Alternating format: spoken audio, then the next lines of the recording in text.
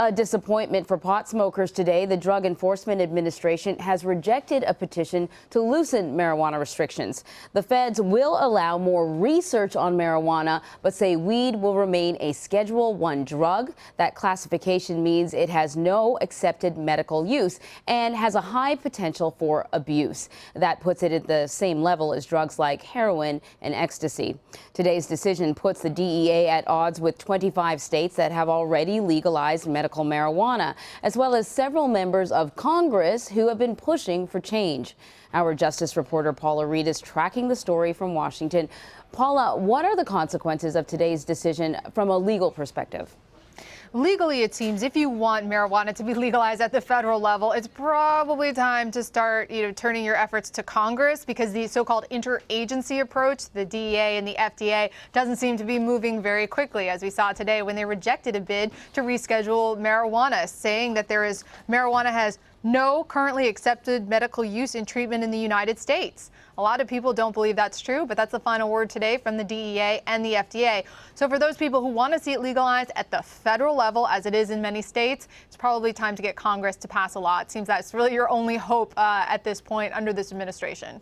Now, the public's opinion has been sort of shifting over the decades in regards to the legalization of marijuana. I just want to call your attention to a poll that was taken in May. It's a Quinnipiac poll, and it says that 54% of the public said that the country should legalize marijuana. 41%, I think, say no. I can't remember exactly what it is, but at least half of the country is ready to move forward. So what does this mean for advocates, for those who would like to see the laws changed? I suppose this is a small step in terms of what the DEA has done, not as far as they would like, but perhaps a silver lining.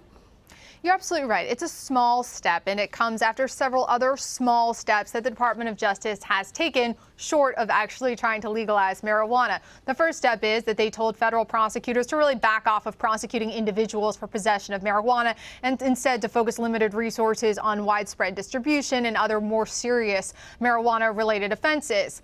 Under Attorney General Eric Holder, the Department of Justice also made it easier for banks to do business with legal marijuana dealers so that people didn't have to keep their funds in shoeboxes, which could potentially precipitate other crimes. So they have made some little steps. The good news here today for the marijuana industry is that the DEA says it will make it easier for researchers to access pot legally and also to be able to do more research. So if people do believe that there should be recognized acceptable medical uses for marijuana, perhaps these researchers who will now have more opportunities could find some, and that the FDA would recognize, because at this point the FDA does not believe that any of the evidence out there supports the notion that marijuana should be moved off Schedule I, where it sits alongside heroin and LSD in terms of dangerousness.